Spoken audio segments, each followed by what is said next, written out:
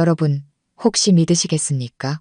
62살, 희끗희끗한 머리에 평생 자식만을 위해 헌신하느라 거칠어진 손을 가진 어머니가 갑자기 임신 소식을 전해온다면 말입니다.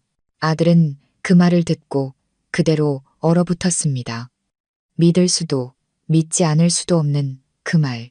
하지만 무언가 이상한 예감에 이끌려 아들은 몰래 집에 카메라를 설치했고 그 안에 녹화된 영상은 아들을 그 자리에서 주저앉게 만들었습니다. 온몸이 떨리고 심장이 멎는 것만 같았죠. 어머니의 온화한 미소 뒤에는 끔찍한 비밀과 잔인한 음모가 숨겨져 있었습니다. 만약 제때 발견하지 못했다면 어쩌면 그 가족은 영원히 모든 것을 잃었을지도 모릅니다. 지금부터 그 충격적인 이야기를 들려드리겠습니다. 제 평생 이런 끔찍한 일을 마주하게 될 거라고는 상상도 못했습니다. 저희 어머니는 올해 62이십니다. 머리는 희끗희끗하고 얼굴엔 주름이 자글자글하죠. 특히 눈가의 깊은 주름은 평생 자식을 키우시느라 고생한 세월의 흔적입니다. 아버지가 돌아가신 후 어머니는 경기도 외곽의 작은 주택에서 홀로 지내셨고 저와 아내 그리고 아이가 가끔 찾아뵙는 게 전부였습니다. 그런데 한 달여 전 어머니께서 갑자기 전화를 걸어 아주 중요한 할 얘기가 있다고 하셨습니다. 떨리는 목소리에 저는 덜컥 겁이 났습니다. 혹시 어디가 아프신 건 아닌가 하고요. 제가 집에 도착하자 어머니는 제게 차 한 잔을 따라주시고는 한참을 말없이 바라보다가 저를 얼어붙게 만든 한마디를 내뱉으셨습니다. 아들아, 내가 아이를 가졌다. 저는 제가 잘못 들은 줄 알았습니다. 심장이 쿵쾅거리고 머리가 어지러웠습니다. 62살의 여성이 임신이라니 이건 불가능한 일이었습니다. 저는 떨리는 목소리로 되물었습니다. 어머니, 정말이세요? 어머니는 고개를 숙인 채 떨리는 손으로 찻잔만 만지작거리셨습니다. 병원에 다녀왔고 의사가 확인해줬다고 하셨죠. 하지만 저를 더 큰 충격에 빠뜨린 것은 아이의 아버지가 누구인지 전혀 말씀하지 않으신다는 점이었습니다.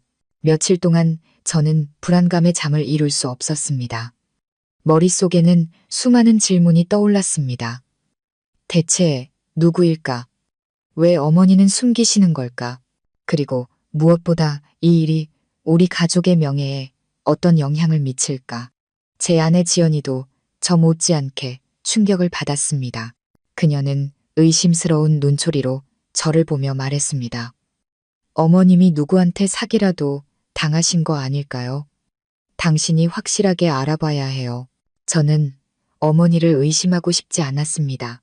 하지만 이성적으로는 진실을 알아야 한다고 생각했죠. 며칠 밤을 뒤척인 끝에 저는 어머니 집 거실에 작은 카메라 하나를 설치하기로 했습니다. 어머니가 눈치채지 못하도록 교묘하게 위장해서요. 며칠만 지켜보며 단서라도 찾길 바랐습니다. 첫날 녹화된 영상을 보니 모든 것이 평범했습니다. 어머니는 집을 청소하고 밥을 짓고 TV를 보셨죠. 하지만 사흘째 되던 날 밤 10시쯤 저는 중년의 남성 한 명이 어머니 집으로 들어가는 것을 보았습니다. 그는 야구 모자를 푹 눌러쓰고 있었고 걸음걸이가 무척 빨랐습니다.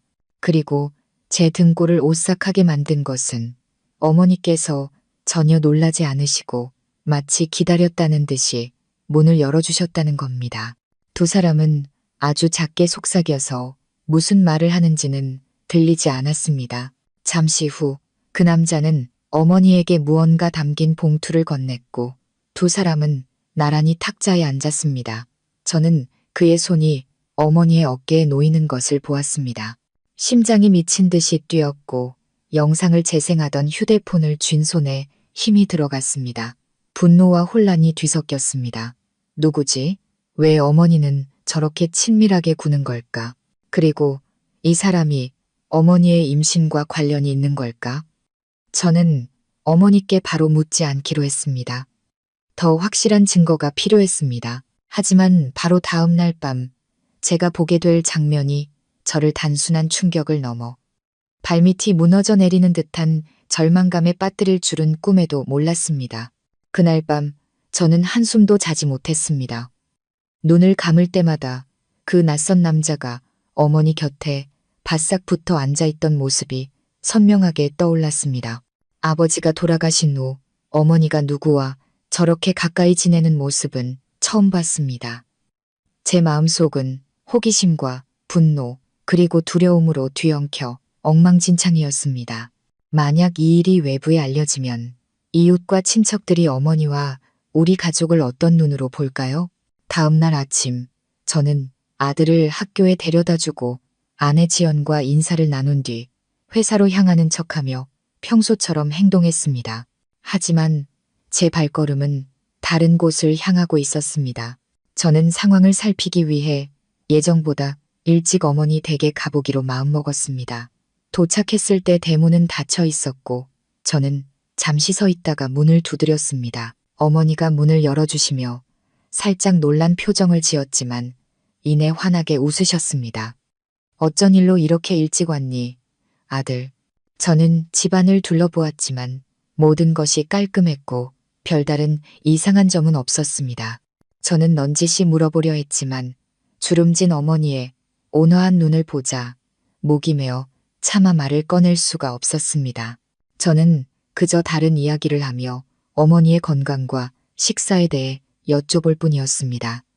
그날 저녁 저는 다시 카메라 영상을 확인했습니다. 여전히 비슷한 시간 그 남자가 또 나타났습니다.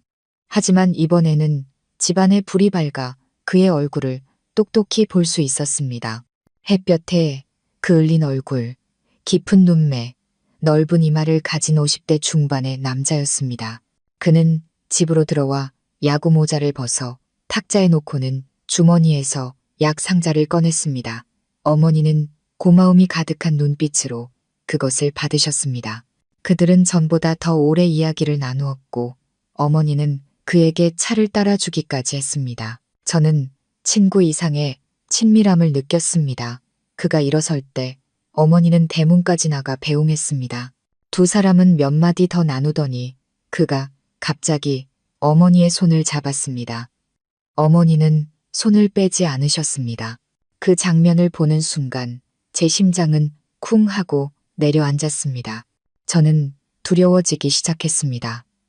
어머니께서 말벗을 찾으셨다는 사실 때문이 아니었습니다. 그건 오히려 기뻐해야 할 일이었죠. 하지만 이 상황은 너무나도 이상했습니다. 특히 62살의 임신 중이라는 상황에서는요. 며칠 전 어머니가 하셨던 모든 말씀이 풀리지 않는 수수께끼처럼 머릿속을 맴돌았습니다. 닷새째 되던 날 밤 저는 카메라의 동작 감지 기능을 설정하고 휴대폰으로 알림을 받도록 했습니다. 9시가 조금 넘었을 때 휴대폰이 울리며 어머니 집거실에서 움직임이 감지되었다는 알림이 떴습니다. 저는 즉시 실시간 영상을 켰습니다. 그 남자가 어머니 곁에 서서 서류 뭉치를 들고 있었습니다. 어머니는 고개를 숙여 서명을 했고 얼굴에는 불안한 기색이 스쳤습니다. 그는 서류의 한 부분을 가리키며 무언가 말하다가 문득 주변을 두리번거렸습니다. 마치 누가 엿보는 것을 두려워하는 것처럼요. 저는 숨을 죽였습니다. 서명을 마친 어머니는 서류를 그에게 돌려주었습니다.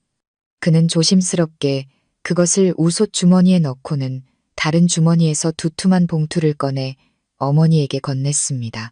어머니는 그것을 받고 조용히 고개를 끄덕였습니다. 그 순간 제 감정은 더 이상 호기심이 아니었습니다. 솟구치는 두려움이었습니다. 저 서류들은 뭐지? 왜 이 깊은 밤에 돈을 주고받는 거지? 저는 즉시 아내에게 문자를 보냈습니다. 급한 일이 생겨서 좀 늦을 것 같아. 그리고는 차를 몰아 어머니 댁으로 향했습니다. 하지만 제가 도착했을 때 집은 아무도 다녀가지 않은 듯 고요했습니다. 대문은 닫혀 있었고 집안의 불도 일부 꺼져 있었습니다. 어머니가 문을 열어주셨을 때 표정은 평온했습니다. 저는 당장 묻고 싶은 마음을 억누르고 그저 들렀다는 듯이 행동했습니다. 집안을 둘러보았지만 다른 사람은 없었습니다. 집에 돌아와 저는 방금 녹화된 영상을 다시 돌려보았습니다. 제가 회사를 나선 직후 그 남자는 떠났습니다. 문을 나서기 전 그는 어머니의 어깨에 손을 얹고 무언가 아주 작게 속삭였고 어머니는 고개를 끄덕이며 미소를 지으셨습니다. 그 미소를 보니 왠지 모를 이질감이 느껴졌습니다. 그날 밤 저는 누워서 생각에 잠겼습니다. 제가 너무 의심이 많은 건 아닐까요? 어머니도 한 사람이고 행복을 찾을 권리가 있습니다. 하지만 돈 봉투와 서류 뭉치가 자꾸만 눈앞에 아른거렸습니다.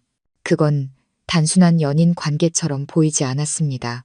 그리고 가장 중요한 것은 만약 어머니 뱃속의 아이가 정말 이 남자와 관련이 있다면 너무 늦기 전에 모든 것을 알아야 한다는 것이었습니다. 다음 날 아침 저는 아내가 의심하지 않도록 회사 일을 핑계대고 보안업체에서 일하는 오랜 친구를 찾아갔습니다. 그에게 영상에서 더 선명한 이미지를 추출해달라고 부탁했습니다. 저는 그의 얼굴과 서류에 적힌 글씨를 자세히 보고 싶었습니다. 친구는 도와주겠다고 하면서도 경고했습니다. 민준아, 마음 단단히 먹어. 어떤 진실은 알고 나면 다시는 예전으로 돌아갈 수 없는 법이거든. 저는 억지 웃음을 지었지만 마음속에서는 불길한 예감이 피어올랐습니다. 제가 곧 마주하게 될 진실이 모든 것을 바꿔놓을 줄은 꿈에도 몰랐습니다. 그날 오후 저는 집 근처 카페에 앉아 제가 부탁한 보안업체 친구 성우의 연락을 애타게 기다렸습니다. 12월의 서울 날씨는 쌀쌀했지만 제 마음은 불타는 듯 초조했습니다. 저는 계속해서 문 쪽을 쳐다봤고 누가 들어올 때마다 심장이 빠르게 뛰었습니다. 마침내 성우가 노트북을 든 채 나타났습니다. 그의 표정은 평소보다 훨씬 심각했습니다. 앉아 최대한 확대해서 추출해봤어. 성우는 노트북을 내려놓고 제 쪽으로 돌리며 말했습니다. 하지만 너 침착해야 해. 저는 고개를 끄덕였고 커피 잔을 쥔 손은 마디가 하얘질 정도로 굳어 있었습니다. 성우는 어머니가 서류에 서명하는 장면으로 영상을 돌렸습니다. 처리 프로그램을 거치자 이미지는 훨씬 선명해졌습니다.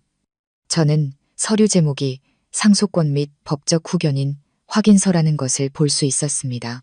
그 제목 아래 후견인 이름이 선명하게 적혀 있었습니다. 최만식. 저는 순간 몸서리를 쳤습니다. 최만식은 바로 영상 속 그 남자의 이름이었습니다.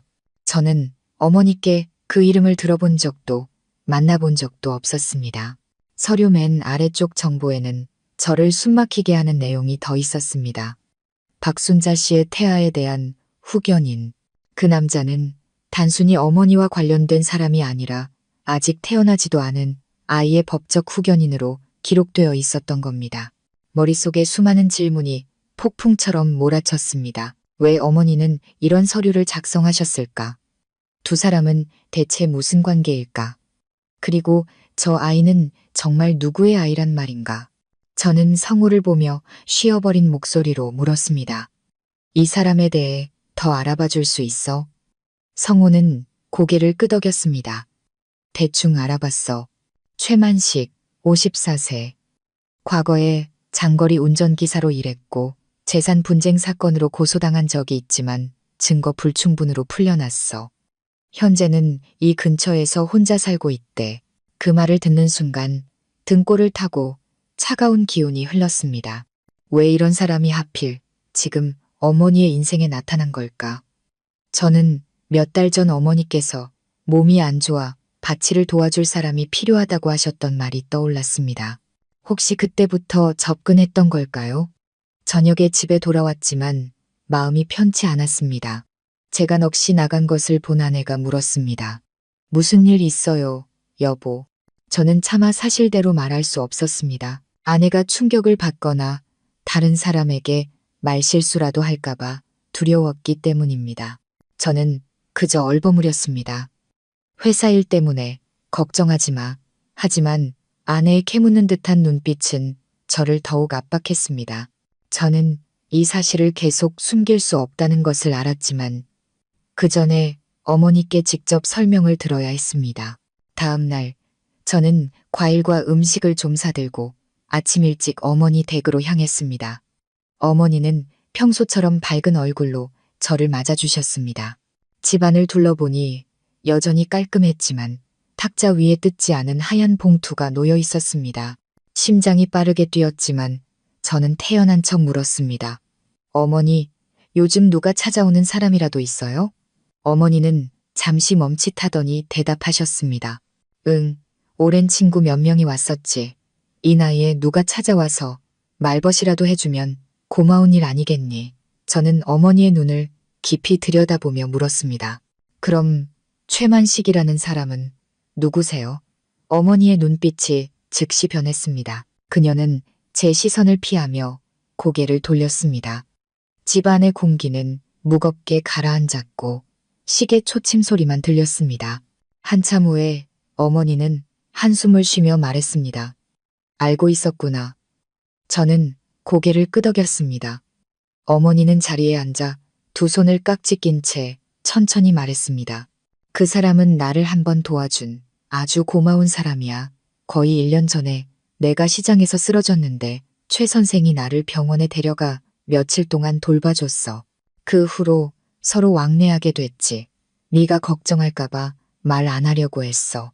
그리고 아이 문제는 저는 터질 것 같은 심장을 억누르며 최대한 침착한 목소리를 유지하려 애썼습니다. 어머니는 입술을 깨물었고 눈에는 눈물이 그렁그렁했습니다. 그건 예상치 못한 일이었어. 이 나이에 가능할 거라고는 생각도 못했는데 막상 소식을 들으니 차마 저는 말없이 앉아 있었습니다. 제 마음 한편에서는 황혼기에 정신적, 육체적으로 큰 충격을 겪으신 어머니가 안쓰러웠지만 다른 한편에서는 분노가 치밀어 올랐습니다. 왜 진작 말씀하지 않으셨을까? 왜 하필 최만식 같은 사람과 엮이신 걸까? 저는 어머니께 그 사람이 진심인지 확신하냐고 단도직입적으로 물었습니다. 어머니는 한참 동안 침묵하다가 말씀하셨습니다. 나는 인과응보를 믿는다. 나에게 잘해주는 사람은 소중히 여겨야지. 어머니의 대답은 저를 안심시키기는커녕 어머니가 이용당하고 있을지도 모른다는 두려움을 더욱 키웠습니다. 특히 상속 서류에 대해 알고 있는 상황에서는 더욱 그랬습니다. 저는 어머니께 모든 것을 말씀드리고 싶었습니다. 하지만 제가 그렇게 하면 어머니는 제가 당신의 사생활에 간섭한다고 생각하시지 않을까요? 그날 밤 저는 좀 더 지켜보기로 했습니다. 하지만 동시에 망설일수록 위험이 커진다는 것도 알고 있었습니다. 이 일에는 단순히 보이는 것보다 훨씬 더 어두운 무언가가 숨어 있다는 예감이 저를 계속해서 재촉했습니다. 그리고 그것은 어머니뿐만 아니라 저와 제 작은 가족에게도 직접적인 영향을 미칠 수 있었습니다. 그날 밤 카메라를 다시 확인했을 때 저는 하마터면 휴대폰을 떨어뜨릴 뻔했습니다. 이번에는 최만식 외에 낯선 여자가 한 명 더 있었습니다. 그녀는 40대 후반쯤 되어 보였고 머리는 붉게 염색하고 화려한 옷차림을 하고 있었습니다. 그들은 어머니와 함께 탁자에 앉아 오랫동안 이야기를 나누었습니다. 그녀는 이따금씩 주변을 살피듯 두리번거렸습니다. 그리고 그녀는 가방에서 다른 서류 뭉치를 꺼냈습니다. 어머니 앞에 놓인 그 서류. 저는 이미지를 확대하고 한 은행의 로고를 발견했습니다. 심장이 멎는 것 같았습니다. 설마 어머니를 속여서 대출이나 담보 계약서에 서명하게 하려는 걸까? 그 이미지가 화면에 멈춰 섰을 때 저는 더 이상 단 1초도 지체할 수 없다는 것을 깨달았습니다. 제가 곧 밝혀낼 진실이 온 가족을 뒤흔들 수도 있겠지만 만약 침묵한다면 저는 아무도 예상치 못한 방식으로 어머니를 잃게 될 것이었습니다. 그날 밤 저는 한숨도 잘 수 없었습니다. 붉은 머리 여자와 은행 서류 뭉치가 악몽처럼 머릿속을 떠나지 않았습니다. 저는 뒤척이며 옆에서 고르게 숨쉬는 아내의 소리를 들었지만 마음은 불타는 듯 했습니다. 지금 당장 행동하지 않으면 어머니는 빠져나올 수 없는 소용돌이에 휘말릴 것이고 그때가 되면 모든 것이 통제 불능 상태가 될 것이라는 것을 잘 알고 있었습니다. 다음 날 아침 저는 아들을 학교에 데려다주는 척하고는 곧장 어머니 댁으로 향했습니다. 가는 내내 어떻게 접근해야 어머니가 방어적인 태도를 취하거나 무언가를 숨기려 하지 않으실지 계속해서 고민했습니다. 제가 도착했을 때 대문은 살짝 열려 있었고 집 안에서는 이야기 소리가 들려왔습니다.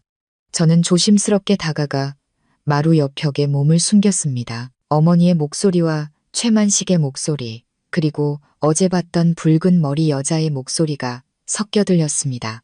걱정 마세요. 여기에 서명만 하시면 바로 돈이 나오는데 뭐가 걱정이에요. 여자의 목소리는 꿀처럼 달콤했지만 재촉하는 기색이 역력했습니다. 이 집은 여전히 사모님 명의로 되어 있고 우리는 보증 서류만 있으면 돼요. 어머니는 잠시 침묵하더니 작게 말했습니다. 하지만 아들이 알게 될까봐 두려워요. 최만식이 끼어들었습니다. 그의 목소리는 안심시키려는 듯 했습니다. 아드님이 알면 반대할 거예요.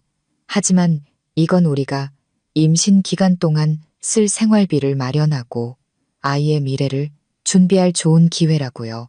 절 믿으세요. 저는 밖에서 듣고 있는데도 식은땀이 흘렀습니다. 생활비, 아이의 미래. 그들은 어머니 뱃속의 생명을 이용해 어머니가 모든 것을 잃을 수도 있는 서류에 서명하도록 설득하고 있었습니다. 더 이상 참을 수 없었던 저는 문을 밀고 안으로 들어갔습니다. 안에 있던 세 사람은 깜짝 놀라 돌아봤습니다. 어머니는 당황하며 말했습니다. 네가 이 시간에 어쩐 일이니? 저는 곧장 탁자로 다가가 서류 뭉치에 시선을 고정한 채 말했습니다. 어머니께서 지금 어디에 서명하시는지 알고 싶어서요. 붉은 머리 여자는 황급히 서류를 가방에 넣었고 최만식은 제 앞을 가로막으며 태연한 척했습니다. 어른들끼리 하는 얘기에 젊은 사람이 끼어드는 거 아니야. 저는 낮은 목소리로 쏘아붙였습니다. 당신은 우리 가족이 아니니 나한테 끼어들지 말라고 할 자격 없어. 이분은 내 어머니시라고. 방 안의 공기는 활시위처럼 팽팽해졌습니다. 어머니가 일어나 제 팔을 잡아 끌며 말했습니다. 아들아, 그만 돌아가거라. 이 일은 내가 알아서 할게. 저는 어머니를 바라보았고 눈시울이 뜨거워졌습니다. 어머니, 제가 어떻게 어머니 혼자 이런 일을 겪게 내버려둬요. 이 사람들은 어머니께 집을 담보로 돈을 빌리라고 꼬드기고 있잖아요. 모르셨어요? 어머니는 잠시 멈칫했고 눈빛이 흔들렸습니다. 붉은 머리 여자가 즉시 끼어들었습니다. 오해하신 모양인데 이건 소액 대출이라. 집 소유권에는 아무런 영향이 없어요. 저는 그녀를 향해 얼음장처럼 차가운 목소리로 말했습니다. 서류에 찍힌 은행 로고도 봤고 소액 대출이라는 말이 큰 위험을 감추기 위한 듣기 좋은 소리라는 것도 잘 압니다. 최만식은 인내심을 잃기 시작했습니다. 우리를 뒷조사라도 한 건가? 저는 대답하지 않고 그의 눈을 똑바로 쳐다봤습니다. 그의 눈빛은 더 이상 어머니를 돕고 싶어 하는 사람의 것이 아니라 계획이 들통난 자의 눈빛이었습니다. 마침내 그는 비웃으며 말했습니다. 네가 막을 수 있을 것 같아. 내 어머니는 널 믿는 게 아니라 날 믿거든. 그 말은 칼날이 되어 제 가슴을 후벼 팠습니다. 어머니는 당황한 표정으로 그를 쳐다보다가 갈등에 찬 눈으로 저를 바라봤습니다. 저는 여기서 계속 실랑이를 벌여봤자 어머니를 더 혼란스럽게 할 뿐이라는 것을 깨달았습니다. 저는 심호흡을 하고 분노를 억누르며 말했습니다. 어머니, 제가 꼼꼼히 확인할 때까지는 제발 아무데도 서명하지 마세요. 말을 마친 저는 몸을 돌려 문 밖으로 나갔지만 바로 집으로 가진 않았습니다. 저는 골목 어귀에 서서 휴대폰을 꺼내 성호에게 전화를 걸었습니다. 제 목소리는 낮게 가라앉아 있었습니다. 어머니 명의로 된 대출이나 재산 관련 정보를 전부 찾아봐줘. 그리고 그 붉은 머리 여자 신원도 자세히 조사해줘. 성호는 짧게 대답했습니다. 알았어. 맡겨둬. 오후에 성호는 제게 서류 뭉치를 보내왔습니다. 저는 그것을 펼쳤고 심장이 거세게 뛰었습니다. 그 여자의 본명은 강미숙, 불법 대출 중개 혐의로 고소당한 전력이 있었고 외곽 지역의 노인들을 대상으로 한 사기 조직과 연관이 있었습니다. 그들의 수법은 혼자 사는 노인에게 접근해 저금리 대출을 약속한 뒤 복잡한 서류를 이용해 피해자가 재산을 담보로 잡히도록 만드는 것이었습니다. 저는 서류 뭉치를 꽉 쥐었고 손이 떨리는 것을 느꼈습니다. 어머니는 완벽한 덫에 걸려들었고 가장 가슴 아픈 것은 그 덫으로 어머니를 이끌고 있는 사람을 믿고 있다는 사실이었습니다. 그날 밤 저는 다시 어머니 댁을 찾았습니다. 최만식과 강 여사는 없었습니다. 어머니는 부엌에 홀로 앉아 계셨고 눈은 퀭했습니다. 저를 본 어머니는 조용히 말했습니다. 그 사람들 돌아갔다. 저는 맞은편에 앉아 서류 뭉치를 탁자 위에 올려놓았습니다. 어머니, 제가 알아봤어요. 이게 제가 그 사람들에 대해 알아낸 전부예요. 어머니는 서류를 집어들어 몇 줄 훑어보더니 내려놓았습니다. 눈시울이 붉어졌습니다. 그 사람들이 나쁜 사람이라는 걸 어떻게 확신하니? 그동안 나를 얼마나 도와줬는데. 저는 목이 메어 말했습니다. 어머니 집을 빼앗으려고 돕는 척한 거라면요. 어머니 외로우신 거 알아요. 하지만 가까이 다가오는 사람이 다 좋은 사람은 아니에요. 아버지가 돌아가신 지 오래됐지만 이런 식으로 어머니까지 잃고 싶지 않아요. 제 말에 어머니의 눈에서 눈물이 흘러내렸습니다. 그녀는 고개를 돌린 채 아무 말도 하지 않았습니다. 저는 어머니의 마음속에서 폭풍이 일고 있다는 것을 알았습니다. 아마 자신이 다른 사람의 계략에 휘말렸다는 사실을 인정할 용기가 아직 없으신 거겠죠. 하지만 적어도 저는 어머니의 마음에 의심의 씨앗을 심었고 그것이 어머니를 구하는 시작점이 될 것이었습니다. 그날 밤 저는 더 대담한 일을 하기로 결심했습니다. 단순히 카메라로 감시하는 대신 어머니와 그 두 사람 사이의 모든 대화를 녹음하고 녹화해서 명백한 증거를 확보하기로 했습니다. 진실이 밝혀지면 어머니도 더 이상 그들을 믿을 수 없을 거라는 걸 알았기 때문입니다. 하지만 저는 그 순간에 이르기까지 훨씬 더 고통스러운 현실과 마주해야 한다는 것도 깨닫고 있었습니다. 그날 밤 어머니 댁을 나선 후 저는 곧장 아는 형이 운영하는 전자제품 가게로 달려가 아주 작은 녹음기와 벽시계 모양의 위장 카메라를 샀습니다. 돌아오는 길에 심장이 계속해서 빠르게 뛰었습니다. 긴장과 걱정이 교차했습니다. 저는 제가 타협 없는 대결 속으로 걸어 들어가고 있다는 것을 알았습니다. 만약 조금이라도 실수하면 어머니뿐만 아니라 저 역시 위험에 처할 수 있었습니다. 다음 날 아침 저는 전등과 콘센트를 점검해 드린다는 핑계로 어머니 댁에 들렀습니다. 새로 산 시계도 자연스럽게 들고 갔죠. 어머니는 아무 의심 없이 낡은 시계 대신 새 것을 걸어두라며 좋아하셨습니다. 저는 모든 대화가 이루어지는 것일 정중앙에 시계를 걸고 녹음기는 탁자 서랍 안에 교묘하게 숨겼습니다.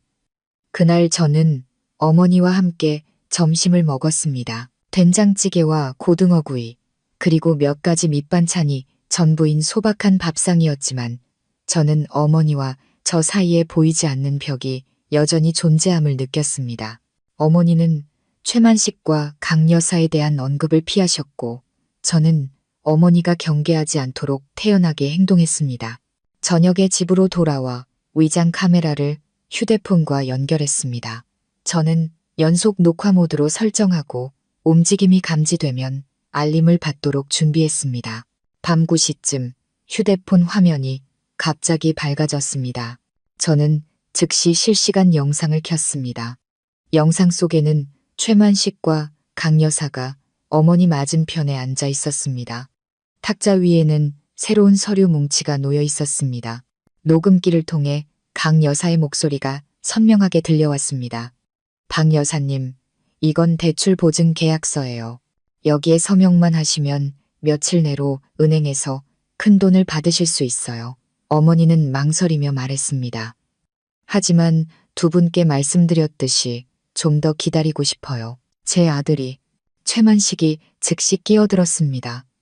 그의 목소리는 낮게 깔려 있었습니다. 아드님은 아무것도 몰라요. 자기 목만 챙기려는 거죠. 뱃속의 아이는 어떡하고요? 아이가 태어났을 때 아무것도 준비되어 있지 않아도 괜찮으시겠어요? 저는 그 말을 듣는 순간 피가 거꾸로 솟는 것 같았습니다. 그들은 뱃속의 아이를 빌미로 어머니가 치명적인 덫에 서명하도록 압박하고 있었습니다. 그리고 제가 전혀 예상치 못했던 일이 일어났습니다. 강 여사가 비웃으며 목소리를 낮췄습니다. 사실 그 아이가 여사님 생각처럼 예상치 못한 일은 아니에요. 처음부터 우리가 다 계획한 거니까. 저는 그 자리에 얼어붙었고 귀가 멍멍해졌습니다. 어머니는 충격으로 굳어버렸습니다. 당신, 무슨 말을 하는 거야? 최만식이 어머니의 어깨를 가볍게 두드리며 말했습니다. 순자 씨, 미리 말 못해서 미안해요. 하지만 이건 우리 미래를 위한 계획이었어요.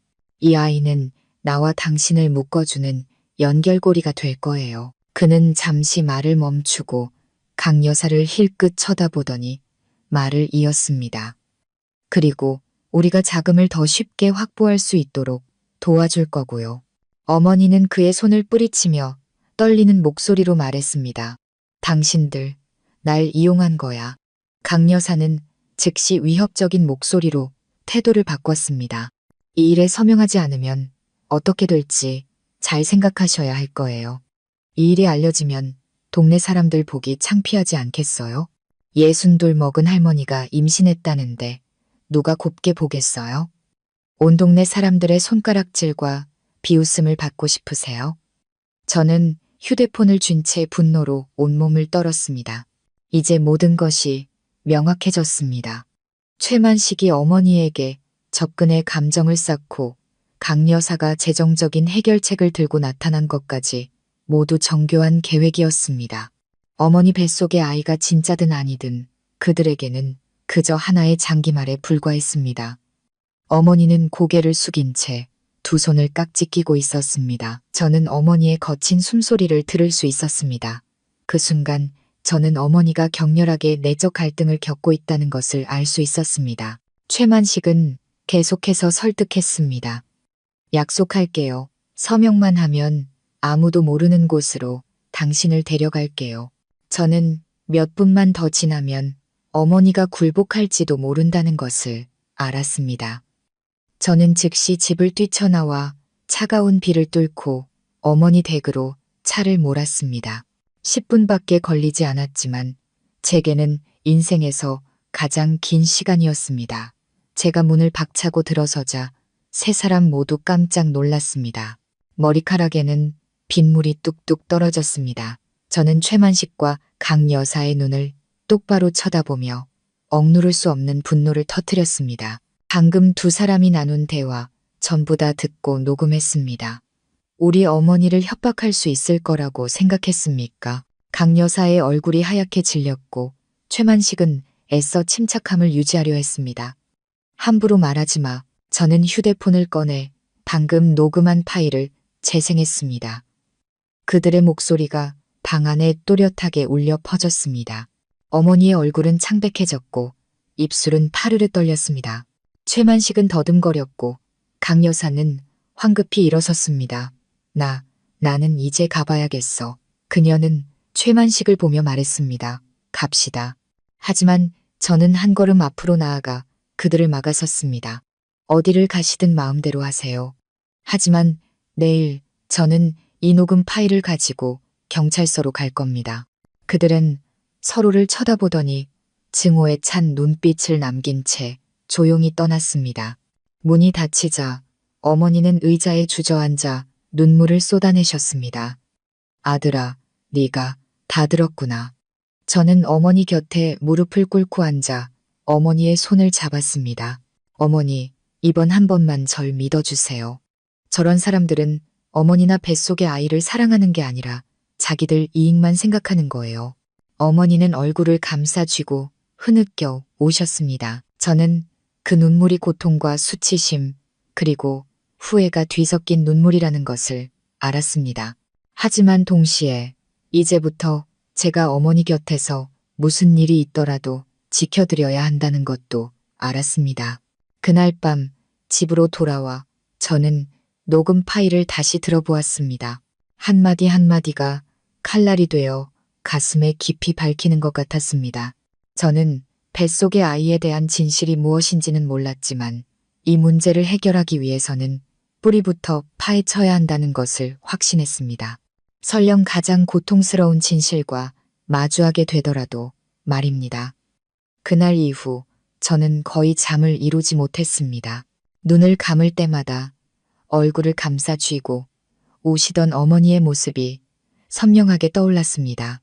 어머니를 향한 안타까움과 그들을 향한 분노가 뒤엉켜 어머니를 꼭 안아드리고 싶으면서도 당장이라도 진실을 밝혀내 모든 위협을 끝내고 싶었습니다. 하지만 생각할수록 한 가지 질문이 계속해서 머릿속을 맴돌았습니다. 어머니 뱃속의 아이는 정말 존재하는 걸까?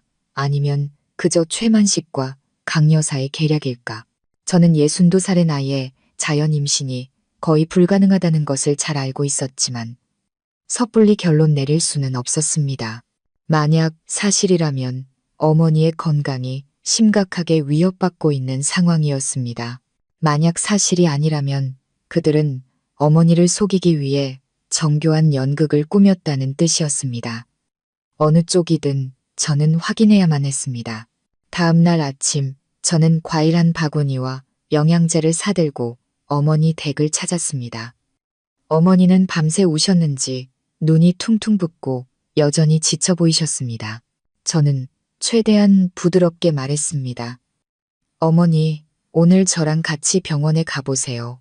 어떤 상황이든 건강이 제일 중요하잖아요. 처음에는 집안일이 바쁘다, 멀리 가기 싫다는 등 온갖 핑계를 대며 거절하셨지만 저는 단호했습니다. 저는 직설적으로 말했습니다. 어머니께서 안 가시면 제가 의사 선생님을 집으로 모셔올 거예요. 하지만 더 이상 아무도 이 일을 빌미로 어머니를 괴롭히지 못하도록 확실한 결과를 알고 싶어요. 그 말을 듣고 어머니는 잠시 침묵하더니 고개를 끄덕이셨습니다. 저는 안도의 한숨을 내쉬며 아내의 지인이 의사로 있는 시내의 유명한 산부인과로 어머니를 모시고 갔습니다. 아내의 친구인 이 원장님은 서류를 보고 제게서 대략적인 이야기를 듣더니 미간을 찌푸렸습니다. 이 연세에 정말 임신하셨다면 합병증 위험이 매우 높아요. 하지만 제가 자세히 검사해 볼게요. 저는 밖에서 기다렸고 심장은 불안하게 뛰었습니다. 안에서 들려오는 작은 소리 하나에도 신경이 곤두섰습니다. 약 30분 후 이 원장님이 저를 안으로 불렀습니다. 어머니는 의자에 앉아 계셨고 표정은 어딘가 혼란스러워 보였습니다. 원장님은 저를 보며 진지한 목소리로 말했습니다. 초음파 검사와 기본 혈액 검사를 진행했는데 결과적으로 어머님께서는 임신 상태가 아니세요. 저는 망연자실했습니다. 그럴 리가요. 어머니는 예전에 다른 의사에게 확인받았다고 하셨는데요. 이 원장님은 한숨을 쉬었습니다. 누군가 고의로 잘못된 진단을 내렸거나 몇 가지 속임수를 써서 어머님께서 그렇게 믿게 만들었을 가능성이 있어요. 현재 수치로는 임신 징후가 전혀 보이지 않고 오히려 오래전에 폐경기에 접어드신 것으로 나타납니다. 저는 어머니를 돌아봤습니다. 어머니는 고개를 숙인 채 떨리는 손을 무릎 위에 올려놓았고 눈에서는 눈물이 흐르기 시작했습니다. 그녀는 속삭였습니다. 그럼 전부 다 거짓말이었단 말이니. 저는 다가가 어머니의 손을 꽉 잡았습니다. 어머니, 이게 진실이에요. 그 사람들이 이 일을 이용해서 어머니의 믿음을 악용한 거예요. 어머니는 분노와 수치심에 더 크게 우셨습니다. 저는 어머니를 탓하지 않았습니다. 황혼기에 접어든 사람들은 타인의 관심에 쉽게 마음을 열고 진짜라고 믿었던 작은 온기에 기대기 쉽습니다. 저는 그저 어머니가 그동안 혼자서 이 모든 충격을 감내하셨다는 사실이 더 안쓰러울 뿐이었습니다. 병원을 나와 어머니를 집까지 모셔다 드리고 쉬시라고 말씀드렸습니다. 하지만 저는 여기서 멈출 수 없다는 것을 알았습니다. 다음으로 해야 할 일은 최만식과 강 여사가 이 모든 이야기를 사기를 치기 위해 꾸며냈다는 증거를 찾는 것이었습니다. 말로만 해서는 그들이 부인하고 다른 방법을 찾을 수도 있었기 때문입니다. 그날 밤 저는 성호에게 연락해 검사 결과를 모두 이야기했습니다. 성호는 잠시 침묵하더니 말했습니다. 계획적인 사기 수법 같은데 피해자가 당황할 만한 상황을 만들고 해결책을 제시하면서 덫을 놓는 거지. 내가 첫 번째 연결고리를 찾아볼게. 사흘 후 성호는 제게 사진 몇 장과 짧은 동영상을 보내왔습니다. 사진 속에는 최만식과 강 여사가 길가의 한 카페에서 낯선 남자와 이야기하고 있었습니다. 영상에서는 그들이 열띤 토론을 벌이다가 초음파 사진이 있는 종이를 꺼내는 모습이 보였습니다. 저는 어머니가 임신 소식을 전하던 날 제게 보여주셨던 것과 똑같은 양식이라는 것을 바로 알아차렸습니다. 이건 내가 지난주에 우연히 그들을 보고 찍어둔 거야. 성우가 전화로 말했습니다. 저 남자는 작은 병원의 초음파 기사인데 과거에 검사 결과를 조작했다는 혐의로 고발당한 적이 있어. 저는 주먹을 꽉 쥐었습니다. 모든 것이 분명해지기 시작했습니다. 그들은 초음파 검사 결과를 조작해 어머니가 임신했다고 믿게 만든 것이었습니다. 그리고 그것을 빌미로 위장된 대출 계약을 통해 어머니의 재산에 접근하려 했던 겁니다. 저는 그들이 다른 먹잇감을 찾거나 증거를 인멸하기 전에 서둘러 행동해야 한다는 것을 알았습니다. 저는 성우와 상의했습니다. 그들이 계획을 인정하는 대화를 녹화할 수 있도록 만남을 주선해 줄 수 있을까? 성우는 고개를 끄덕였습니다. 좋아. 하지만 그들이 믿을 만한 사람이 손님이나 파트너인 척해서 정보를 캐내야 해. 그 말을 듣고 저는 문득 아내 지연이 떠올랐습니다. 그녀의 안전이 걱정되긴 했지만 지연이는 영리하고 상황 대처 능력이 뛰어났습니다. 제가 모든 이야기를 들려주자 지연이는 잠시 생각에 잠기더니 말했습니다. 제가 할게요. 당신과 성우 씨가 만약을 대비해 근처에만 있어준다면요. 계획은 신속하게 세워졌습니다. 지연이는 최근에 남편과 사별하고 목돈이 생겼지만 자식들 몰래 투자하고 싶어 강 여사에게 상담을 요청하는 중년 여성으로 위장하기로 했습니다. 이 미끼는 분명 강 여사의 흥미를 끌 것이었습니다. 약속 당일 저와 성우는 카페의 구석진 자리에 앉았습니다. 녹화 및 녹음 장비는 모두 준비되었습니다. 강 여사가 나타났을 때 그녀의 얼굴은 저와 대치했을 때와는 전혀 다른 환한 미소를 띠고 있었습니다. 대화는 순조롭게 진행되었고 지연이는 강 여사의 도움으로 고령에 임신한 것처럼 꾸며 대출을 받았다는 친구 이야기를 교묘하게 꺼냈습니다. 강 여사는 더위 영양하게 웃으며 말했습니다. 그 친구분 성함이 뭐라고 하셨죠? 제가 워낙 많은 일을 처리해서 다 기억은 못하지만 나이든 여자도 임신할 수 있다니까요. 서류만 잘 맞추면 되죠. 제 지인 중에 초음파 결과 하나는 기가 막히게 만들어주는 사람이 있는데 그걸로 대출 계약서에 서명할 명분을 만들면 아주 수월해요. 그 한마디만으로도 저는 중요한 조각을 맞췄다는 것을 알 수 있었습니다. 성우는 소리가 선명하게 녹음되었다는 신호를 조용히 보냈습니다. 그날 밤 저는 녹화된 영상을 전부 다시 돌려보았습니다. 강 여사의 말 한마디 한마디가 그 잔인한 계획에 관해 못을 박는 것 같았습니다. 저는 최만식과 관련된 증거 몇 가지만 더 확보하면 그들을 법의 심판대에 세울 수 있다는 것을 알았습니다. 그리고 이제 어머니께서 가짜 임신부터 그 배우의 음모까지 모든 진실을 아셔야 할 때라는 것도 깨달았습니다. 하지만 그 진실을 말하는 것이 어머니께 얼마나 큰 상처가 될까요? 저는 한숨을 쉬었습니다. 어머니를 사랑하는 것과 별개로 어머니를 지키기 위해 더 이상 진실을 숨길 수는 없었습니다. 저는 밤새도록 책상 앞에 앉아 있었습니다. 성우가 수집한 녹음 파일, 영상, 그리고 서류들이 제 앞에 가지런히 놓여 있었습니다.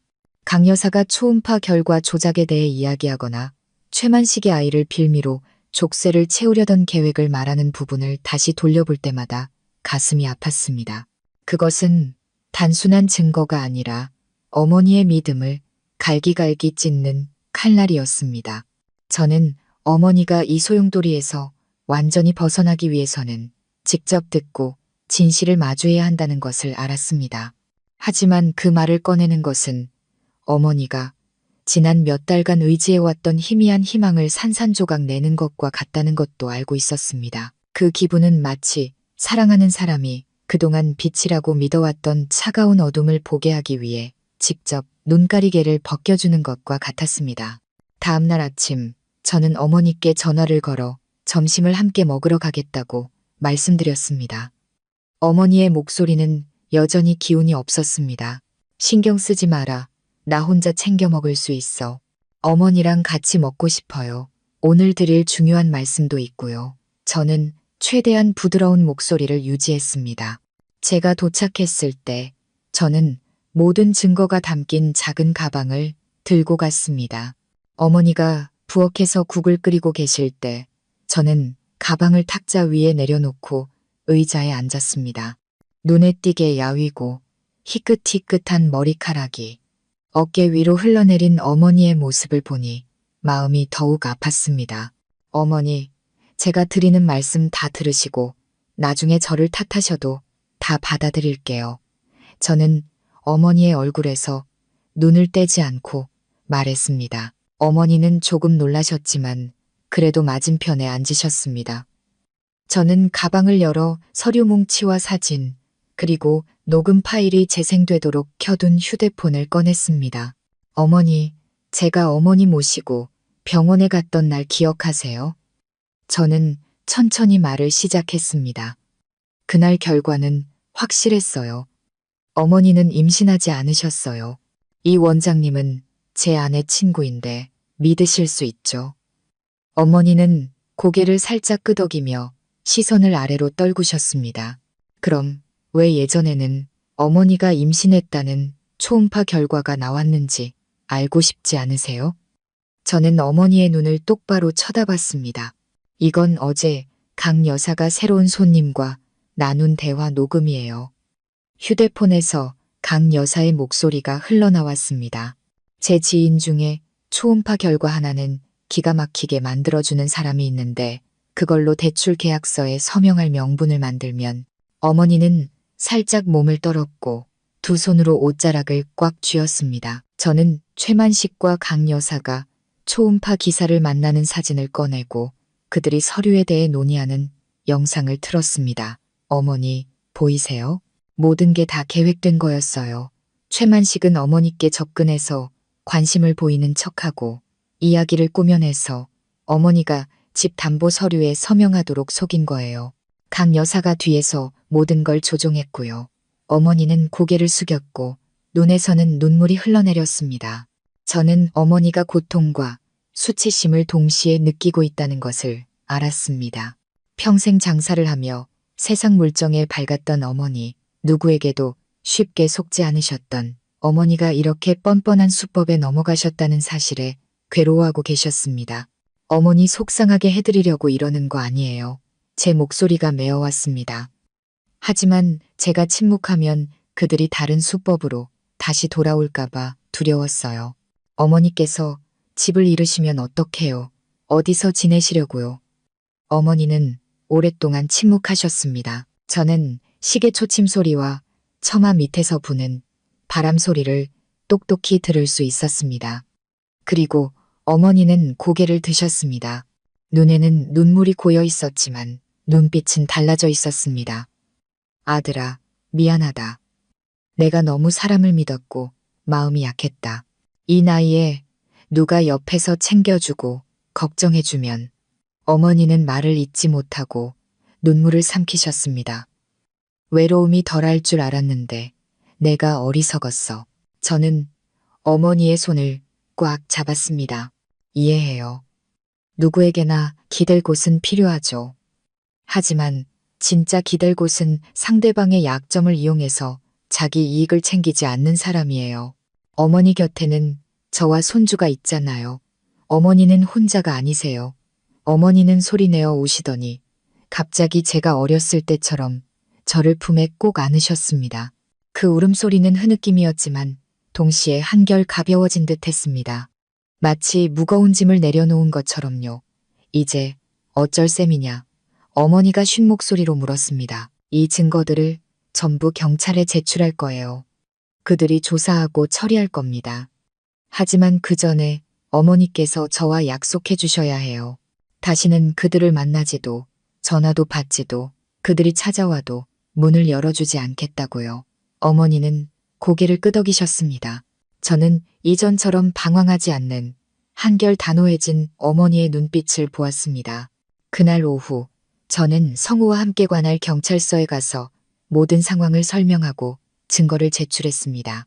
담당 형사님들은 매우 진지하게 사건을 접수했고 추가 정보가 있으면 다시 연락하겠다고 약속했습니다.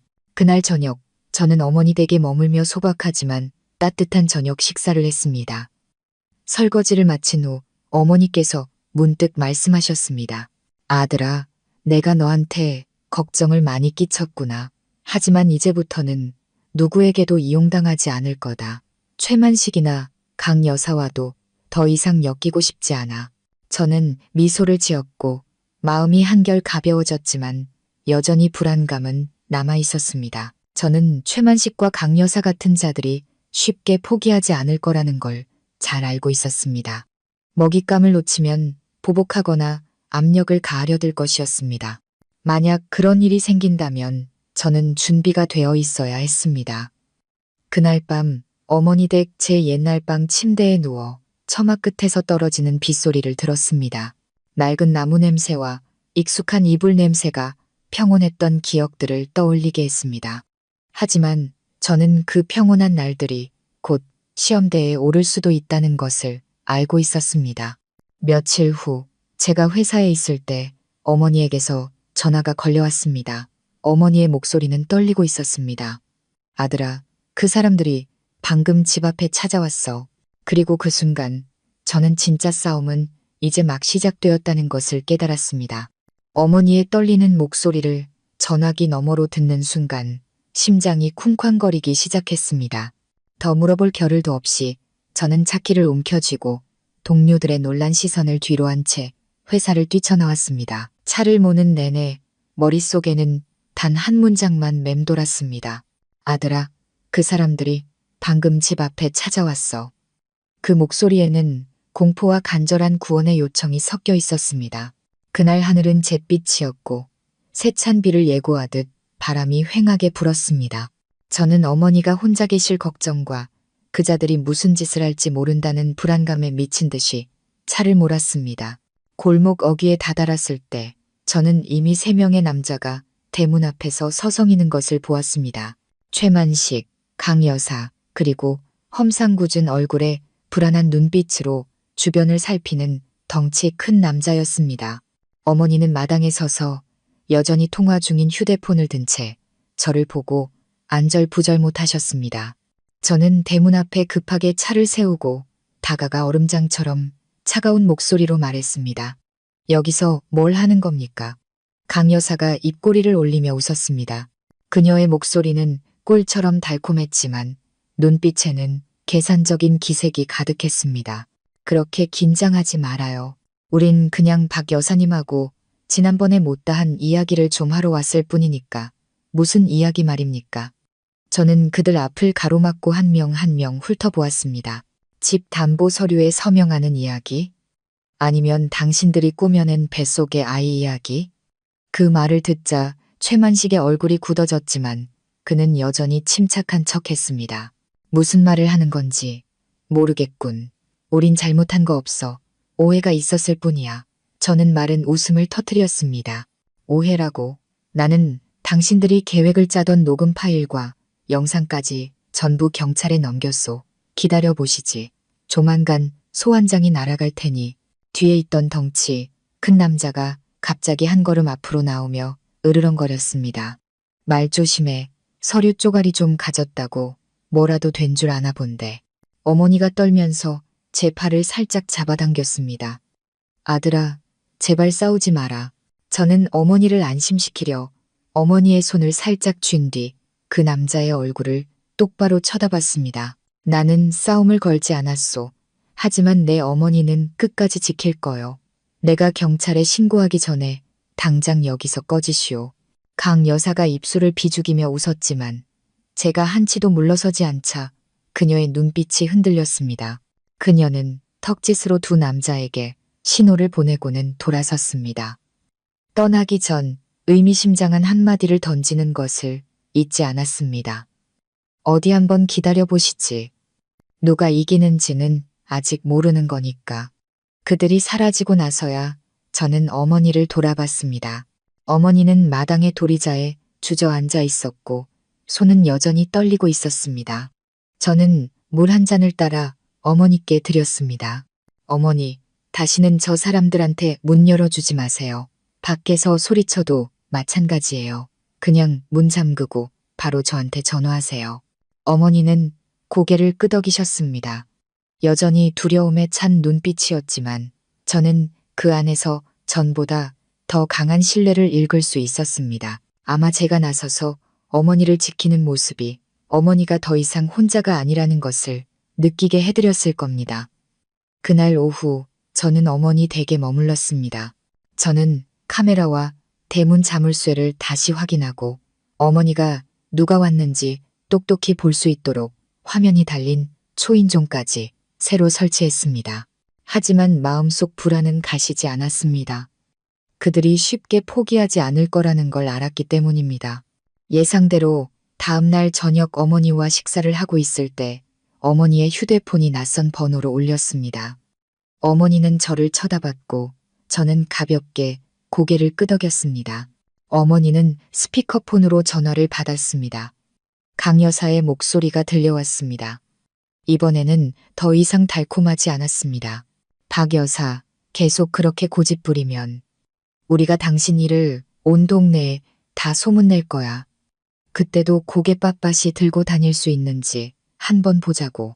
저는 휴대폰을 낚아채 말했습니다. 마음대로 떠들어 보시지. 이 통화 내용도 경찰에 추가 증거로 제출할 테니. 강 여사는 즉시 전화를 끊었습니다.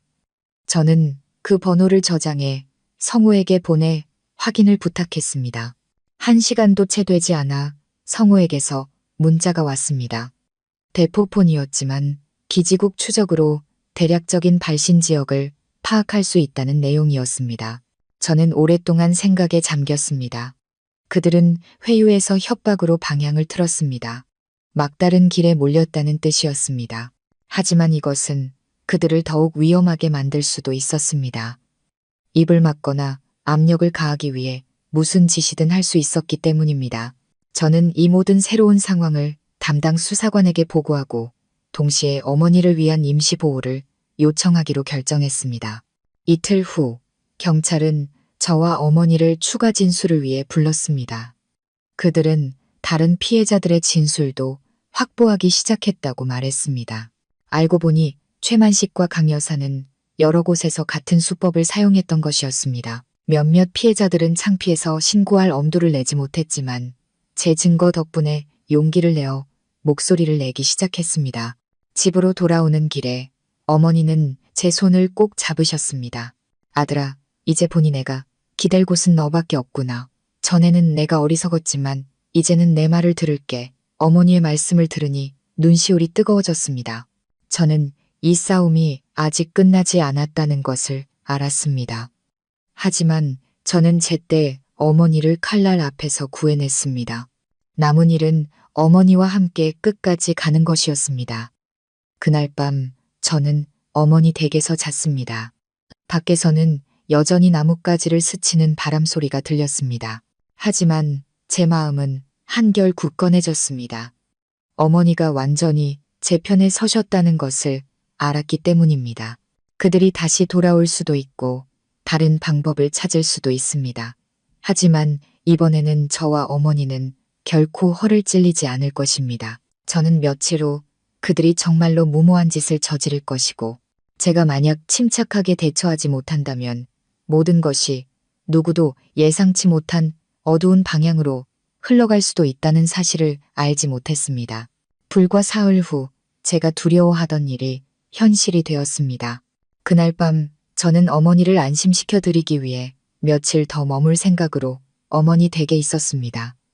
세찬 비가 내렸고 바람이 창문에 빗물을 세차게 부딪혔습니다. 어머니는 막 설거지를 마치고 거실에서 뉴스를 보고 계셨는데 제 휴대폰이 울렸습니다. 성호였습니다. 성호의 목소리는 평소의 침착함과는 달리 다급했습니다. 조심해. 방금 최만식이랑 강 여사가 낯선 놈 2명이랑 근처 카페에 나타났다는 정보를 입수했어. 어렴풋이 들었는데 서류를 되찾기 위해 빨리 해결해야 한다는 얘기를 했다더군. 저는 반사적으로 휴대폰을 쥔 채 대문 쪽을 쳐다봤습니다. 직감적으로 그들이 언제든 들이닥칠 수 있다는 것을 알았습니다. 저는 어머니께 조용히 말했습니다. 어머니, 방에 들어가서 문 잠그세요. 제가 부르기 전까지 절대 나오시면 안 돼요. 어머니는 걱정스러운 눈으로 저를 보셨지만 제 말대로 하셨습니다. 저는 마당에 불을 모두 끄고 거실에 노란 등 하나만 희미하게 켜두었습니다. 심장이 무겁게 쿵쿵 뛰었습니다. 밖에서 내리는 비는 모든 소리를 삼켜버려 공간을 더욱 으스스하게 만들었습니다. 약 20분 후 오토바이 엔진 소리가 대문 바로 앞에서 멈췄습니다. 헤드라이트 불빛이 마당을 한번 훑고는 툭 꺼졌습니다. 무릉덩이를 밟는 소리와 함께 금속이 부딪히는 소리가 들렸습니다. 분명 대문 자물쇠를 만지고 있는 것이었습니다. 저는 문 뒤에 놓아두었던 나무 막대기를 조용히 집어들었습니다. 낮고 거친 남자의 목소리가 들려왔습니다. 문 열어. 그냥 몇 마디만 하고 갈 테니까. 저는 대답하지 않았습니다. 다른 날카로운 목소리가 이어졌습니다. 강 여사일 거야. 계속 고집부리면 내일 온 동네 사람들이 내 엄마 얘기 알게 될 텐데 그래도 괜찮겠어? 저는 심호흡을 한번 하고 안전고리를 건 채로 현관문을 살짝 열었습니다. 할 말 있으면 거기서 해. 이 집엔 아무도 못 들어와. 어둠 속에서 최만식이 걸어 나왔습니다. 그의 어깨에는 비옷이 걸쳐져 있었고 물이 뚝뚝 떨어졌습니다. 경찰에 서류 좀 넘겼다고 다 끝난 줄 알아? 우리도 네가 그걸 취하하게 만들 방법이 있어. 저는 그의 눈을 똑바로 쳐다보며 말했습니다. 나는 아무것도 취하하지 않을 거요. 그리고 한 발짝만 더 다가오면 지금 당장 경찰에 신고할 거요. 옆에 서 있던 낯선 남자가 갑자기 비웃으며 다가왔습니다. 신고해봐. 하지만 경찰이 제때 도착하지는 못할 걸. 저는 그들이 무모하게 달려들 경우에 대비해 막대기를 꽉 쥐었습니다. 갑자기 뒤에서 어머니의 목소리가 들려왔습니다. 당신들, 썩 꺼져요. 나는 이제 모든 걸 다 알았으니까. 어머니는 제 바로 뒤에 서서 녹음 모드가 켜진 휴대폰을 들고 계셨습니다. 어머니의 얼굴에는 더 이상 이전의 두려움이 없었고 그 대신 차가울 정도의 단호함이 서려 있었습니다. 강 여사는 잠시 주춤했지만 이내 비웃었습니다. 박 여사, 참 빨리도 변했네. 하지만 자기가 이겼다고 생각하는 건 아니겠지. 이기고 지는 건 필요 없어요. 나는 내 집과 내 아들을 지킬 뿐이에요. 어머니는 단호하고 힘있는 목소리로 대답했습니다. 저는 어머니의 등이 살짝 떨리는 것을 느낄 수 있었지만 어머니의 말 한마디 한마디가 그들을 압박하고 있었습니다. 밖에서 쏟아지는 폭우는 어느새 누구도 물러서지 않는 대결의 배경이 되었습니다. 최만식은 함께 온 두 남자를 힐끗 쳐다보더니 강 여사에게 낮은 목소리로 말했습니다. 갑시다. 비 오는 밤에 일 크게 만들어봤자 좋을 거 없어. 강 여사는 분한 듯 했지만 결국 등을 돌렸습니다. 그들은 대문 밖으로 나갔고 오토바이 소리가 빗소리 속으로 멀어져 갔습니다. 저는 안도의 한숨을 내쉬었지만 그들의 모습이 완전히 사라질 때까지 경계를 늦추지 않았습니다. 어머니는 휴대폰을 탁자 위에 내려놓고 의자에 주저앉으며 가쁜 숨을 몰아쉬었습니다. 아들아, 오늘 네가 없었더라면 나는 아마 저는 어머니의 손을 잡았습니다. 그런 생각 마세요. 방금 어머니 정말 강하셨어요. 어머니의 그런 태도 때문에 그들이 물러난 거예요. 우리는 잠시 동안 말없이 앉아 처마 끝에서 떨어지는 빗소리만 들었습니다. 그 순간 저는 어머니가 정말로 변했다는 것을 깨달았습니다. 두려움은 여전히 남아 있었지만 더 이상 막다른 골목에 몰려 협박에 떨던 사람이 아니었습니다. 그날 밤 저는 성우에게 전화해 모든 상황을 이야기했습니다. 성우는 침착한 목소리로 말했습니다.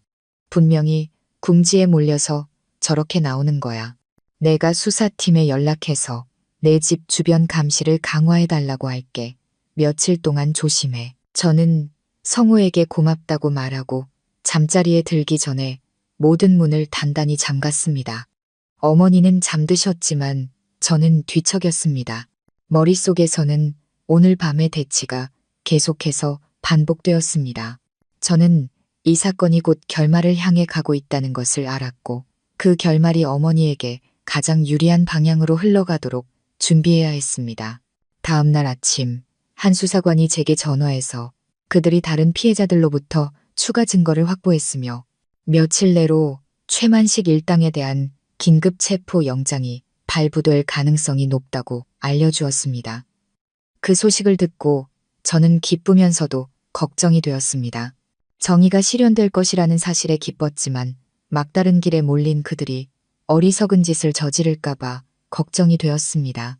저는 모든 일이 끝날 때까지 어머니와 함께 지내기로 결심했습니다. 매일 밤 저는 카메라를 확인하고 문을 철저히 잠갔습니다. 어머니도 점차 미소를 되찾으셨고 가끔은 차를 끓여주시며 긴장된 분위기를 풀기 위해 옛날 이야기를 해주시기도 했습니다. 하지만 마음속 깊은 곳에서는 저와 어머니 모두 그들이 체포되기 전까지는 언제든 상황이 뒤바뀔 수 있다는 것을 알고 있었습니다. 그리고 그때가 되면 저는 준비가 되어 있어야 했습니다. 비 오는 밤의 대치 이틀 후, 이른 아침에 수사관으로부터 전화를 받았습니다. 그의 목소리는 단호했습니다. 최만식과 강미숙 그리고 공범들에 대한 긴급 체포 영장을 발부받았습니다. 오늘 오후에 작전을 개시할 예정입니다. 민준 씨와 어머님께서는 마음의 준비를 해주시고 당일 바로 추가 조사가 필요할 수도 있습니다. 그 소식을 듣자 제 마음은 가벼워지면서도 무거워졌습니다. 마침내 팽팽했던 긴장의 끈을 놓을 수 있게 되어 가벼웠지만 최만식과 강 여사 같은 자들이 체포될 때 다른 사람을 끌어내리기 위해 발버둥 치거나 거짓말을 할 수도 있다는 생각에 마음이 무거웠습니다. 점심때 저는 만일의 사태를 피해 어머니를 몇 골목 떨어진 친척 집으로 모셨습니다. 문에 들어서자마자 어머니는 제 손을 꼭 잡으셨습니다. 아들아, 그 사람들이 보복이라도 하면 어떡하지? 저는 어머니의 손을 잡고 안심시켜 드렸습니다. 어머니, 걱정 마세요. 경찰이 다 처리할 거예요. 우린 옳은 일을 했으니 두려워할 필요 없어요. 오후 4시쯤 성우에게서 문자가 왔습니다. 시작됐어. 시장 근처 여인숙에 있대. 저는 즉시 그곳으로 달려갔습니다. 경찰의 일에 끼어들려는 것이 아니라 정의가 실현되는 순간을 제 눈으로 직접 보고 싶었기 때문입니다. 멀리서 사복을 입은 형사들이 허름한 여인숙을 덮치는 것이 보였습니다. 문이 열리고 외침이 터져 나왔습니다. 경찰이다. 협조해. 안에서 무언가 부서지는 소리가 들리더니 최만식의 모습이 뒷문으로 뛰쳐나왔습니다. 하지만 불과 몇 초 만에 2명의 형사가 그를 제압했습니다. 그는 발버둥 치며 소리쳤습니다. 나는 잘못한 거 없어. 저놈이야, 저놈. 그는 저를 가리키며 외쳤습니다. 저놈이 날 모함한 거라고. 그 말을 듣는 순간 등골이 오싹해졌습니다. 그의 눈은 핏발이 서 있었고 저를 당장이라도 잡아먹을 듯한 험악한 표정이었습니다. 강 여사도 머리가 헝클어지고 얼굴이 창백해진 채로 끌려 나왔지만 입으로는 여전히 소리치고 있었습니다. 우리는 그냥 도와준 것뿐이에요. 누구도 속이지 않았어요. 저는 아무 대꾸도 하지 않았습니다. 이제 와서 말싸움은 무의미하다는 것을 알았기 때문입니다. 진실은 이미 수사 기록에 담겨 있었습니다. 그런데 갑자기 한 형사가 제게 다가왔습니다. 박순자 어머님 아드님 맞으시죠? 방금 저희가 그들 방에서 서류와 현금을 좀 발견했는데 그 안에 어머님 집 등기부 등본, 사본도 있었습니다. 아마 위조 절차를 준비하고 있었던 것 같습니다. 그 말을 듣고 두 손이 차갑게 식는 것을 느꼈습니다. 만약 제때 막지 못했다면 어머니가 사시는 그 집은 더 이상 어머니의 명의가 아니었을지도 모릅니다. 그들이 끌려갈 때 최만식은 저를 돌아보며 비뚤어진 미소를 지었습니다. 이걸로 끝난 줄 알아. 네가 모르는 게 아직 많을 거다. 그 말에 저는 충격을 받았습니다. 두려워서가 아니라 마음속에 새로운 의심이 싹텄기 때문입니다. 혹시 최만식과 강여사 배우의 다른 누군가가 있거나 제가 아직 발견하지 못한 연결고리가 있는 것은 아닐까? 그날 오후 저와 어머니는 진술 확인과 증거 대조를 위해 경찰서에 갔습니다. 어머니는 제 옆에 앉아 한결 침착해지셨지만 두 손은 여전히 깍지를 낀 채 꽉 쥐고 계셨습니다. 수사관은 저희 어머니 외에 3명의 추가 피해자가 이들을 지목했다고 말했습니다. 수법은 모두 비슷했습니다. 거짓된 감정이나 관심으로 접근해 돈이 급한 상황을 꾸며낸 뒤 위조 서류를 이용해 불리한 계약에 서명하도록 유도하는 것이었습니다. 경찰서를 나서며 어머니가 조용히 말씀하셨습니다. 아들아, 세상에 이렇게 악랄한 사람들이 있을 줄은 몰랐다. 네가 아니었더라면. 저는 미소를 지었지만 마음속에는 여전히 씁쓸함이 남았습니다. 저는 사기꾼들에 대한 분노뿐만 아니라 어머니가 그들을 얼마나 믿으셨을지를 생각하니 가슴이 아팠습니다. 어머니는 순진해서가 아니라 너무 오랫동안 외로우셨기 때문에 믿음을 주셨던 겁니다. 그날 밤 저는 어머니 댁에서 잤습니다. 모든 것이 끝난 듯 했지만 저는 좀처럼 잠을 이룰 수 없었습니다. 최만식의 마지막 말이 저를 괴롭혔습니다. 네가 모르는 게 아직 많을 거다. 그것은 이 싸움이 아직 끝나지 않았으며 어딘가에 이 모든 것을 조종하는 배우가 있을 수 있다는 경고처럼 들렸습니다. 저는 다음날 아침 성우와 이야기해서 더 깊이 파헤쳐보기로 결심했습니다. 단순히 이들이 체포되는 것에서 멈출 수 없었습니다. 저는 이들에게 이익을 주거나 도움을 준 다른 사람이 있는지 알아내야 했습니다. 그렇지 않으면 어머니와 다른 피해자들은 여전히 진정으로 안전하지 않을 것이기 때문입니다. 평온하게 잠든 어머니를 보며 저는 앞으로 어떤 일이 닥치든 어머니 주변에 더 이상 어떤 위협도 남지 않을 때까지 끝까지 가겠다고 다짐했습니다. 다음 날 아침, 어머니와 아침 식사를 막 마쳤을 때 성호에게서 전화가 걸려왔습니다. 그의 목소리는 낮고 신중했습니다. 어젯밤에 개인적인 정보통을 통해 들었는데 최만식이 구금된 상태에서 계속 안 부장이라는 사람을 만나게 해달라고 조르고 있대. 듣자 하니 이 사람이 진짜 배우고 서류 작업을 처리하고 매번 가장 큰 몫을 챙겨갔다더군. 저는 몇 초간 말없이 앉아 있었습니다. 오랫동안 사건을 가리고 있던 얇은 막이 서서히 걷히는 기분이었습니다. 그 안 부장이 누군지 알아? 제가 물었습니다. 신원은 아직 불분명하지만 단서는 있어. 작은 법무사 사무실에서 일하면서 부동산 중개도 겸하고 있대. 성호가 대답했습니다. 만약 그게 사실이라면 최만식 일당이 어떻게 그렇게 쉽게 내 어머니 집 등기부 등본 사본을 구하고 아무 의심 없이 위조 계약서를 만들었는지 설명이 되지. 저는 체포되던 날 최만식이 했던 말이 떠올랐습니다. 네가 모르는 게 아직 많을 거다. 제가 몰랐던 것은 바로 이 어둠 속에 숨어 있던 배우였던 겁니다. 그를 찾아내 막지 않으면 어머니는 여전히 위험에 처할 수 있었습니다. 오후에 저는 계획을 논의하기 위해 조용한 카페에서 성우를 만났습니다. 우리는 고객인 척 그 법무사 사무실을 찾아가 땅을 사겠다고 하면서 상황을 살피고 정보를 확인할 기회를 찾기로 했습니다. 도착해보니 사무실은 낡은 상가 건물에 있었고 간판은 색이 발해 있었습니다. 안에는 40대 후반쯤으로 보이는 다부진 체격에 머리를 깔끔하게 빗어 넘긴 남자가 나무 책상 뒤에 앉아 있었습니다. 셔츠 단추를 2개쯤 풀고 있었는데 그 사이로 금목걸이가 언뜻 보였습니다. 우리를 본 그는 비즈니스 미소를 지으며 말했습니다. 어서 오세요. 무엇을 도와드릴까요? 성우가 말을 걸어 급하게 명의를 이전해야 할 땅이 몇 개 있다며 꾸며낸 이야기를 했습니다. 저는 조용히 앉아 그의 행동 하나하나를 관찰했습니다. 성우가 절차를 빨리 처리하고 까다로운 서류 문제를 해결해 줄 수 있느냐고 묻자 그의 눈이 교활하게 빛났습니다. 그런 일이라면 정말 필요하시다면 제가 처리해 드릴 수 있습니다. 그는 목소리를 낮추고 의자를 더 가까이 끌어당기며 말했습니다. 하지만 저를 절대적으로 믿으셔야 하고 수수료가 싸지는 않을 겁니다. 저는 그의 눈을 똑바로 쳐다보며 떠보았습니다. 듣자 하니 어르신들이 비밀리에 집문서 처리하는 것도 잘 도와주신다던데요. 그의 입꼬리가 살짝 올라갔다가 이내 태연한 표정으로 돌아왔습니다.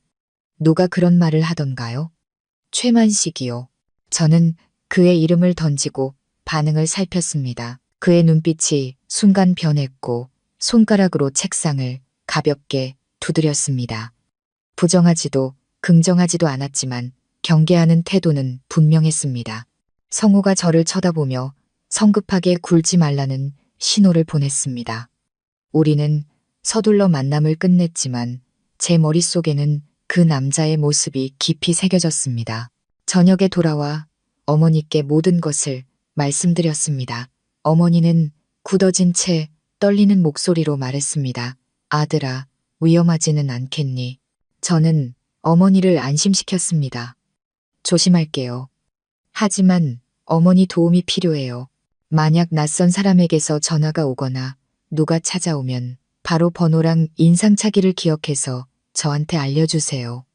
이틀 후 제가 기다리던 일이 일어났습니다.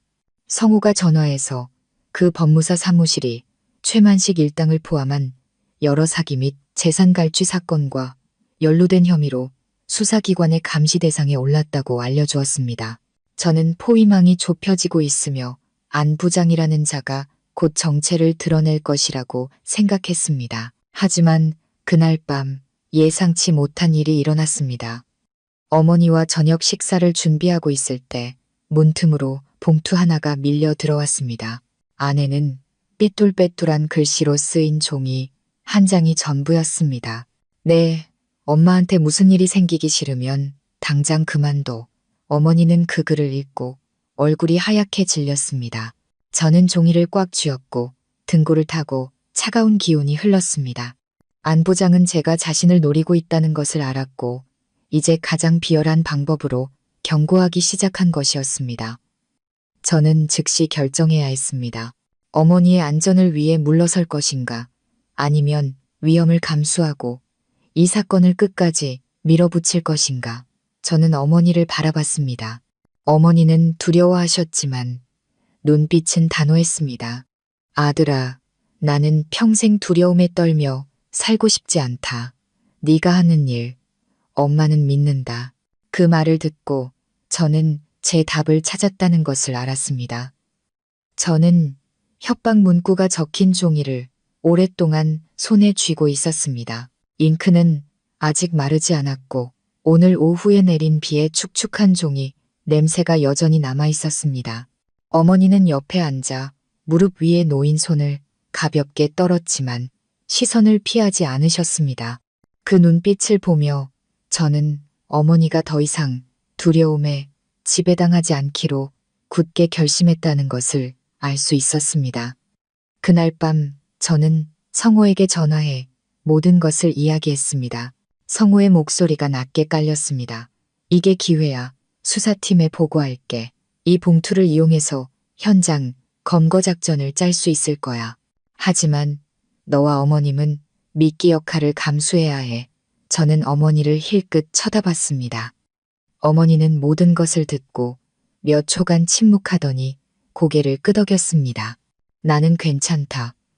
한번 도망쳤으니 이제는 도망치지 않을 거야. 이틀 후 계획이 세워졌습니다. 경찰은 어머니 집 주변에 잠복 인력을 배치했습니다. 저와 어머니는 아무것도 모르는 척 평소처럼 생활했습니다. 위장 카메라와 녹음기는 마당과 거실 곳곳에 교묘하게 설치되었습니다. 그날 오후 날씨는 무더웠고 햇볕은 쨍쨍했습니다. 어머니가 나무를 다듬고 있을 때 대문을 두드리는 소리가 울렸습니다. 제가 나가서 문을 열자 예상대로 제 앞에는 안 부장이 서 있었습니다. 그는 여전히 번지르르한 모습으로 모든 것이 장난이라는 듯 비웃고 있었습니다. 안녕하신가? 그가 말했습니다. 나를 찾고 있다고 들었는데 저는 문을 열고 침착함을 유지하며 안으로 들어오라고 했습니다. 할 말 있으면 바로 하시죠. 그는 집 안으로 들어와 의자에 앉아 구석구석을 평가하듯 훑어보았습니다. 젊은 사람이 너무 성급하면 좋을 거 없어. 자네, 어머니 일 잘만 처리하면 아무도 모르게 덮어줄 수 있는데.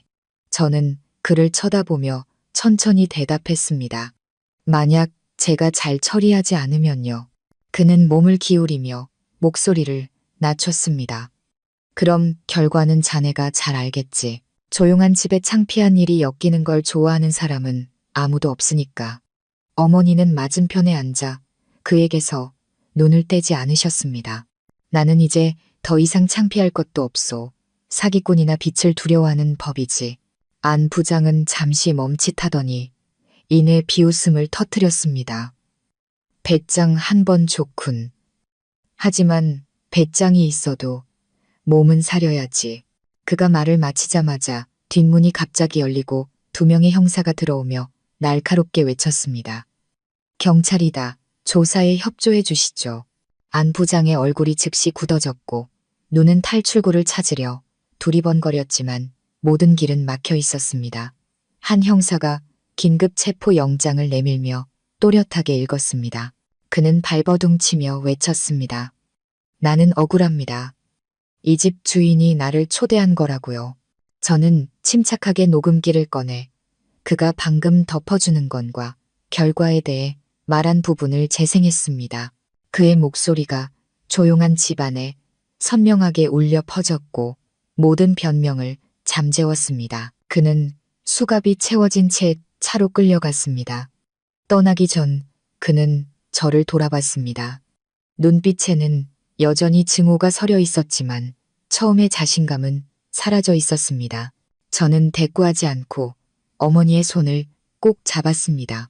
경찰차가 떠나자 어머니는 무거운 짐을 내려놓은 듯 깊은 한숨을 내쉬었습니다.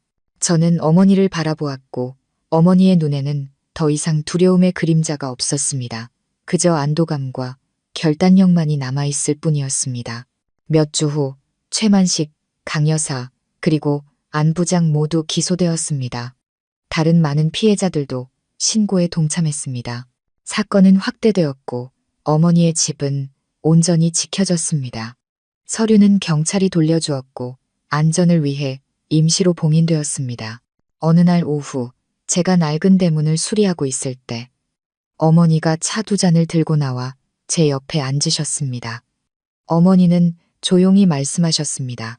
아들아, 엄마가 이번에 큰 교훈을 얻었다. 가까이 다가오는 사람이 다 좋은 사람은 아니더구나. 마음이 약해질수록 더 정신을 바짝 차려야 한다는 걸 깨달았어. 저는 어머니를 보며 미소 지었습니다. 저도 배운 게 있어요.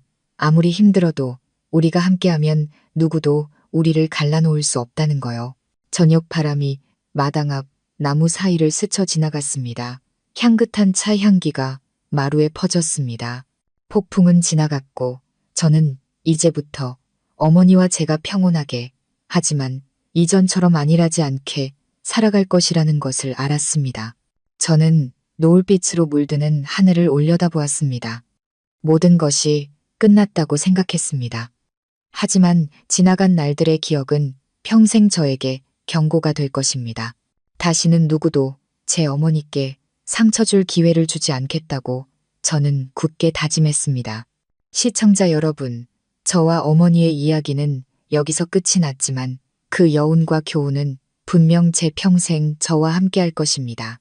62의 어머니가 갑자기 임신했다고 믿게 된 사소해 보였던 사건 하나가 치밀하게 계획된 사기 음모의 시작이었습니다. 만약 제가 제때 발견하고 어머니와 함께하지 않았다면 저는 아마 집과 평온한 일상을 모두 잃었을지도 모릅니다. 이 과정을 통해 저는 믿음이 소중한 것이지만 잘못된 곳에 두면 양날의 검이 될 수 있다는 것을 깨달았습니다. 특히 외로움을 느끼고 누군가의 관심을 갈망하는 어르신들은 나쁜 사람들의 표적이 되기 쉽습니다. 그러므로 우리 자녀들은 부모님께 물질적인 것뿐만 아니라 정신적으로도 더 많은 관심을 기울여야 합니다. 자주 대화하고 귀 기울여 들어서 사소한 변화라도 제때 알아차려야 합니다. 모든 것이 너무 늦어버린 후에야 깨닫는 일이 없도록 말입니다. 이 이야기의 가장 큰 교훈은 진실이기에는 너무 좋아 보이는 모든 약속 앞에서 항상 경계해야 한다는 것입니다.